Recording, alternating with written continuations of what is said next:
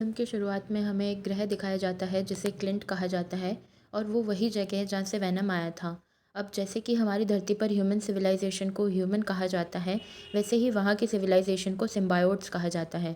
यहाँ हमें उनके बीच बैठा हुआ उनका लीडर यानी गॉड दिखता है जिसका नल नाम होता है। नल ने ही इस पूरी सिम्बायोट सिविलाइजेशन को बनाया था, लेकिन समय के साथ उसके बनाए गए सिम्बायोट्स ने उसे ही ओवर पावर कर दिया और उसे कैद कर दिया। अब नल को इस कैद से बाहर निकालने के लिए एक ख़ास चीज़ की ज़रूरत है, जिसे कोडेक्स कहते हैं। यही वह चाबी है जिससे नल बाहर आकर अपने अंधकार को पूरी तरीके से फैला सकता है और पूरी दुनिया ही नहीं बल्कि पूरे ब्रह्मांड पर राज कर सकता है।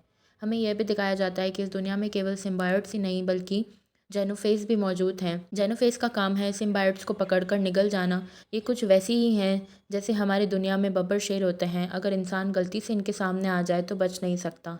जेनोफेज भी वैसे ही होते हैं और नल ने इसे आदेश दिया है कि हर जगह जाओ और कहीं की पूरी दुनिया में घूमो और उसके लिए वह कोडेक्स ढूंढ कर लाओ। नल के पास इतनी पावर होती है कि वह अलग अलग पोर्टल खोलकर अपने इन जेनोफेज को पूरे ब्रह्मांड में भेज सकता है और वो ऐसा ही करता है। हर जेनोफेस इन पोर्टल से बाहर निकलकर दुनिया भर में फैल जाते हैं ताकि नल के लिए कोडेक्स को खोज सकें। इसके बाद हम टॉम हॉर्ड यानी एडी ब्रॉक को एक क्लब में बैठे हुए देखते हैं। एडी जो कि एक रिपोर्टर है, मार्वल यूनिवर्स के बारे में जानना चाहता था, खास करके थानोस कौन था और उसने क्या किया था। एक बार टेंडर जो कि उसे यह सारी इन्फॉर्मेशन बताता है कि कैसे थानोस ने सिर्फ एक चुटकी में आधी दुनिया को गायब कर दिया था, जहां इस घटना के बाद 5 साल तक लोग गायब रहे। अब जैसे ही बारटेंडर वहाँ से चला जाता है, एडी का सिम्बायोट पार्टनर वैनम जो हमेशा उसके साथ कनेक्टेड रहता था, वो उसे ड्रिंक बनाकर दे देता है ताकि एडी थोड़ा रिलैक्स कर सके। लेकिन बारटेंडर यह सब देख लेता है। तभी टीवी पर न्यूज़ आती है कि पैट्रिक मिलेंगन जो एक पुराने इंस्पेक्टर थे, उन्हें दिया जाता है एडी उस वक्त मैक्सिको में है और मर्डर सैन फ्रांसिस्को में हुआ था। अगर वह सैन फ्रांसिस्को जाता है तो पुलिस उसे पकड़ सकती है।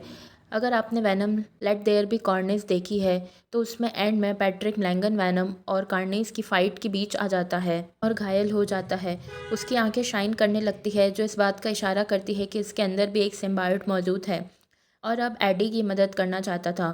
लेकिन उसे डर था कि पुलिस उसे पकड़ लेगी तो वो खुद को बेगुनाह साबित नहीं कर पाएगा। इसलिए वो न्यूयॉर्क जाने का फ़ैसला करता है क्योंकि वहाँ एक जज है जिसके कुछ काले राज एडी और वैनम को पहले से ही पता हैं। एडी को लगा कि न्यूयॉर्क का वो जज उसकी मदद कर सकता है। कोर्ट में कुछ सबूत या फाइल्स पेश करके उसकी बेगुनाही साबित हो सकती थी। इसलिए एडी ने न्यूयॉर्क को और अपनी जर्नी शुरू कर दी। अब पेमेंट करने का वक्त आया तो गलती से उसने इंसानी हाथ की जगह वैनम वाले यानी सिम्बायोट हाथ से पेमेंट कर दिया और इसी बीच वैनम का एक छोटा सा हिस्सा वहीं छूट गया। अब जैसे ही वो उस क्लब से बाहर निकला, तभी उसे ढेर सारे कुत्तों के भौंकने की आवाज़ सुनाई दी। उसे लगा कुछ गड़बड़ है। जैसे ही ये कुत्ते मुसीबत में हैं, एडी उन आवाज़ों का पीछा करते करते एक जगह पहुंचा, जहां उसने देखा कि बहुत सारे कुत्ते पिंजरे में कैद हैं और वो उन्हें जैसे ही बचाने की कोशिश करता है, तभी वहाँ कुछ गुंडे आ जाते हैं। असल में उन गुंडों का प्लान था कि इन हाइब्रिड कुत्तों को ब्लैक मार्केट में बेचकर अच्छी कमाई करेंगे, लेकिन अब उनका सामना वैनम से हो गया था। उन गुंडों ने एडी को वहाँ से चले जाने को कहा, लेकिन एडी ने उन्हें समझाने की कोशिश की, देखो इन कुत्तों को आज़ाद कर दो, मैं कुछ नहीं करूँगा, मगर गुंडे उल्टा उस पर ही गोली चलाने लगे। अब गुस्से में आकर एडी वैनम में बदल गया और एक एक करके उसने चारों गुंडों को पकड़ा और सबकी मुंडियाँ खा गया। अब जैसे ही एडी वैनम से अपने ह्यूमन फॉर्म में वापस आता है तो वह कुत्तों को आज़ाद करके वहाँ से निकल जाता है। लेकिन इस बीच हम एक चीज़ नोटिस करते हैं कि एक बिल्डिंग पर एक जेनोफेस दिखाई देता है। वो एडी को देख लेता है और समझ जाता है कि इसके अंदर सिम्बायोट यानी वैनम है। हालांकि वैनम को इस बारे में कुछ खबर नहीं होती है तो वो अपने रास्ते निकल चुका होता है। अब स्क्रीन पर एक और शख्स दिखाई देता है जो कि सीसीटीवी फुटेज पर नज़र रखे हुए था। वह कहता है एडी बाहर आ चुका है, हमें इसे पकड़ना ही होगा। लेकिन हाल फिलहाल ये नहीं बताया जाता है कि यह आदमी कौन है। फिर वो कॉल करता है जनरल रैक्स को, जिसे हमने डॉक्टर स्ट्रेच फिल्म में किंग मैडॉक के रूप में देखा था।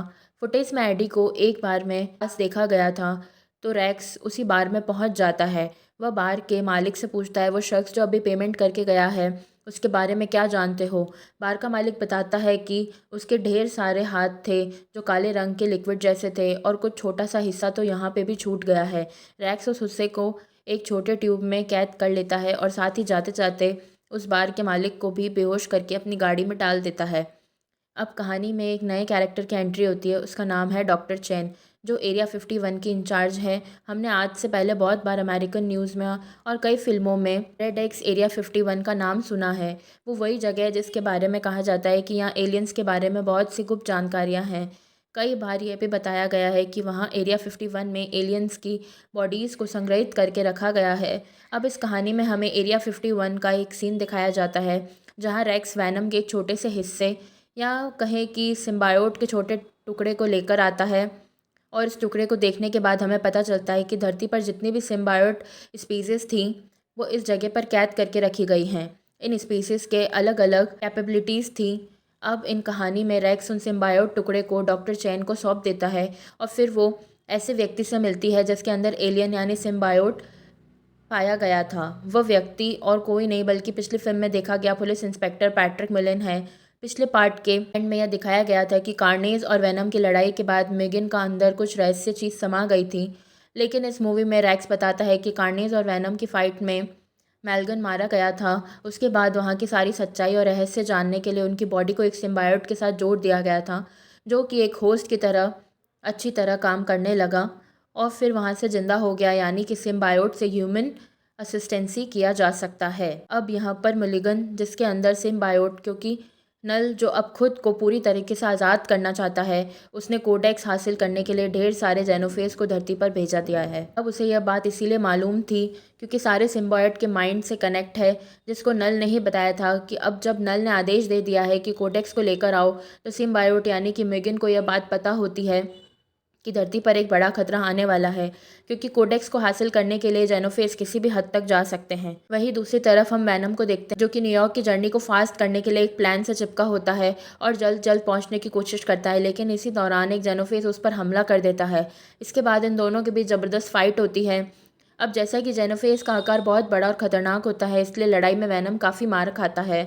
जेनोफेज ने उसे पकड़ भी लिया था, इसलिए क्योंकि उसे वैनम के गले पर एक कोडेक्स दिखाई दे रहा था, इसलिए वो वैनम को ख़त्म कर कोडेक्स को नल तक पहुंचाना चाहता था। लेकिन वक्त रहते एडी और वैनम मिलकर एक पैराशूट बनाकर छलांग लगा देते हैं, जिससे दोनों की जान बच जाती है। नीचे सुरक्षित उतरने के बाद एडी वैनम से पूछता है, भाई ये कौन था, हमें क्यों मारना चाहता था, इतना बड़ा और भयानक जीव। तब वैनम उसे समझाता है, देखो ये जेनोफेज था, नल ने क्लिंट प्लैनेट पर दो अलग अलग प्रजातियां बनाई थी, सिम्बायोट और जेनोफेज। पहले ये सभी नल के साथ थे, लेकिन बाद में इन सिम्बायोट्स ने नल के खिलाफ बगावत कर दी और उसे एक अलग जगह कैद कर दिया, क्योंकि उसमें बहुत सारी डार्क और ख़तरनाक शक्तियाँ थीं जिन्हें नेक्रोलॉजी कहते हैं। और जेनोफेज का मकसद था कि वो वैनम से कोडेक्स छीन कर नल तक पहुँचाए ताकि नल पूरे ब्रह्मांड पर राज कर सके। अब दिक्कत ये थी कि जब तक वैनम एडी के ह्यूमन फॉर्म में रहता है तब तक कोडेक्स का सिग्नल जेनोफेज तक नहीं पहुंच सकता, लेकिन जैसे ही एडी वैनम में बदलता है कोडेक्स का सिग्नल चमकने लगता है और दूर कहीं भी जेनोफेज को उसकी मौजूदगी का पता चल जाता है। मतलब कि अब एडी को खुद को और वैनम को छुपाने के लिए ज़्यादातर ह्यूमन फॉर्म्स में ही रहना पड़ेगा ताकि जेनोफेज उन तक ना पहुँच सकें। अब एडी को यह समझ आ जाता है कि वैनम में बदलने से जेनोफेज को उनकी लोकेशन का पता चल सकता है, तो वो एक तरकीब सोचता है। एडी कहता है, वैनम घोड़े का रूप कैसे रहेगा। वैनम यानी कि सिम्बायोट से सुनते ही एक घोड़े में बदल जाते हैं। अब ये तगड़ा घोड़ा एडी को पीठ पर लेकर न्यूयॉर्क की ओर तेज़ रफ्तार से दौड़ता है। रास्ते में अचानक रक्स और उसके सोल्जर्स हमला कर देते हैं। हमले के बीच घोड़ा लड़खड़ा जाता है और पानी में गिर जाता है। वहीं पानी में अपनी जान बचाने के लिए वैनम कुछ और रूप बदलता है ताकि दुश्मनों से बचकर निकल सके। वैनम कभी मछली का रूप लेकर, कभी मेंढक का रूप लेकर आखिरकार एडी को वापस उसके ह्यूमन फॉर्म में ले लेता है ताकि जेनोफेज को उनकी पहचान न मिले और वो उनका पीछा ना करे। काफ़ी दूर निकल जाने के बाद उन्हें एक परिवार मिलता है जहां एडी की मुलाकात मार्टिन नाम के शख्स से होती है, जो कि अपनी फैमिली के साथ एरिया 51 जा रहा होता है। मार्टिन बताता है, एरिया 51 एक ऐसी जगह है जहां पर यूएस मिलिट्री एलियंस पर रिसर्च कर रही है और मैं एलियंस को देखना चाहता हूं, इसलिए वहां जा रहा हूं। एडी उसे कहता है, ठीक है, मुझे न्यूयॉर्क तक छोड़ दो। तो मार्टिन मान जाता है और एडी को अपनी गाड़ी में बैठा लेता है। अगले सीन में शहर में पहुंचने के बाद एडी के कपड़े ख़राब और फटे पुराने लग रहे होते हैं। वहीं उसे एक शख्स का ब्लैक टैक्सीडो सूट दिखता है जो कि काफ़ी स्टाइलिश है। एडी वही सूट हासिल कर लेता है। जब वहाँ से गुजर रहा होता है तो अचानक पुलिस नज़र आ जाती है। उससे बचने के लिए एडी जल्द से जल्द कसिनो में घुस जाता है। कसिनो में वैनम भी उसका साथ देने लगता है और दोनों मिलकर गेम खेलने लगते हैं। आखिरकार जीत किसे पसंद नहीं होती, चाहे वो इंसान हो या सिम्बायोट, दोनों को अच्छा खासा पैसा जीत लिया होता है। लेकिन तभी एडी की नज़र मैडम जैन पर पड़ती है।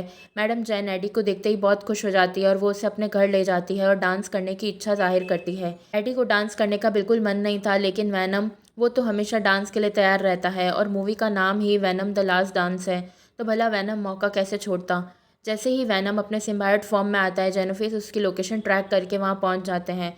फिर यहाँ पर एक ज़बरदस्त फाइट सीक्वल होता है। एडी अपने ह्यूमन फॉर्म में वापस आकर भागने की कोशिश करता है, लेकिन रैक्स के सोल्जर्स यहाँ पर आ जाते हैं और उसे पकड़ लेते हैं और सीधा एरिया 51 ले जाते हैं।